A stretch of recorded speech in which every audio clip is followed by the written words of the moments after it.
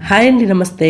ఈరోజు మనం ఏ ఫెస్టివల్కైనా సరే పర్ఫెక్ట్గా సెట్ అయిపోయి స్వీట్ రెసిపీ జాంగ్రీని స్వీట్ షాప్ స్టైల్లో ఇంట్లోనే ఈజీగా ఎలా చేసుకోవచ్చో చూద్దామండి.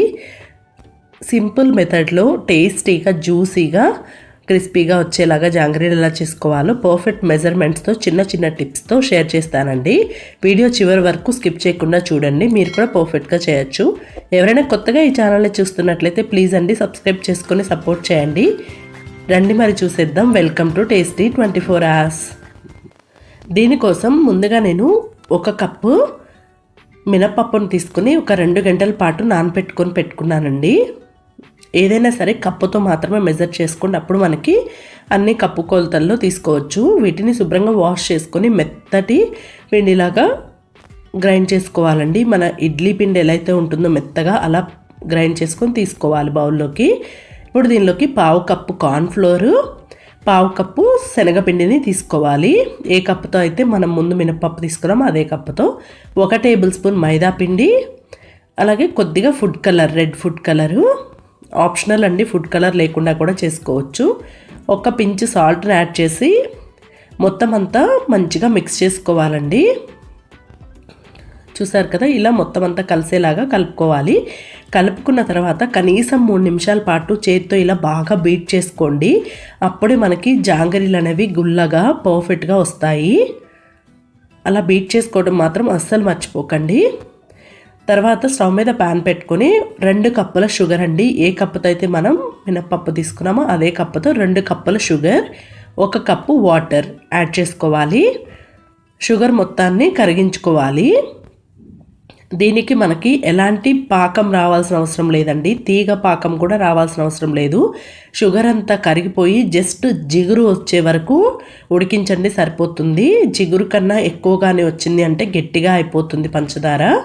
జిగురు వచ్చాక స్టవ్ ఆఫ్ చేసి 1 టీ స్పూన్ నిమ్మరసాన్ని యాడ్ చేసుకోండి. అప్పుడు మనకి ఇంకా షుగర్ సిరప్ అనేది గట్టి పడకుండా ఉంటుంది, తిక్కుగా అవ్వకుండా ఉంటుంది. దీనిలోకి 1 టీ స్పూన్ యాలకుల పౌడర్ని యాడ్ చేసుకోండి. గుర్తుంచుకోండి, తీగ పాకం రానేయకూడదు, జస్ట్ జిగురు వచ్చే వరకు మాత్రమే ఉడికించుకోవాలి. దీనిపైన మూత పెట్టేసుకొని పక్కకు పెట్టుకోండి. ఇప్పుడు మన దగ్గర పాల ప్యాకెట్ కవర్స్ ఉంటూనే ఉంటాయి కదా, ఇలా పాల ప్యాకెట్ కవర్కి పైన కట్ చేసుకోండి పెద్దగా. మనం ముందుగా వేసుకునే ముందుగా కూడా స్పూన్తో ఒక 2 నిమిషాల పాటు ఇలా బాగా బీట్ చేసుకోండి. ఇప్పుడు ఈ పిండి మొత్తాన్ని పాల ప్యాకెట్ కవర్లోకి ఎంత పిండి పడుతుందో అంతవరకు యాడ్ చేసుకోండి. ఇలా యాడ్ చేసుకొని కార్నర్లో చిన్న హోల్ ఒకటి పెట్టుకోండి సిజర్తో.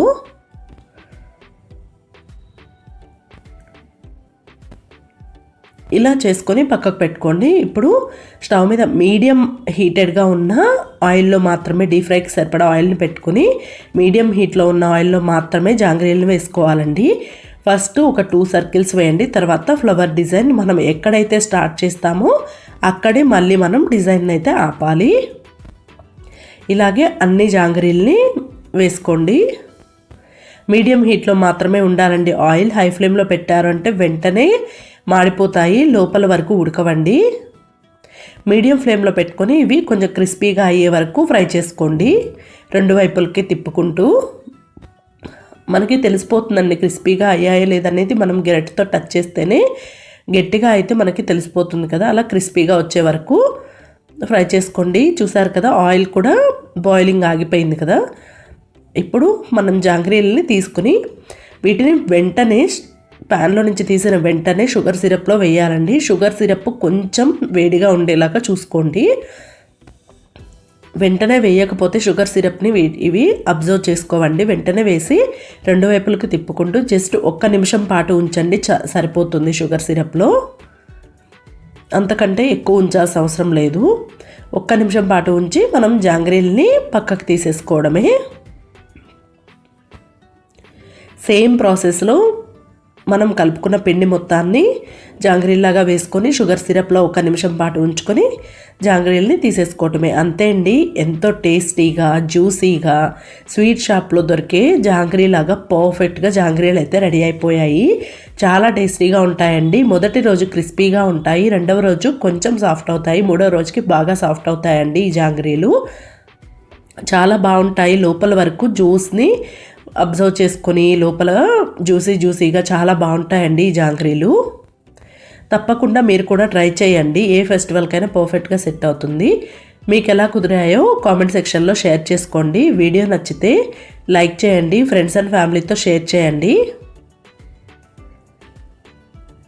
టేస్టీ సింపుల్ రెసిపీస్ కోసం ప్లీజ్ అండి టేస్టీ 24 hours ఛానల్కి సబ్స్క్రైబ్ చేసుకొని సపోర్ట్ చేయండి.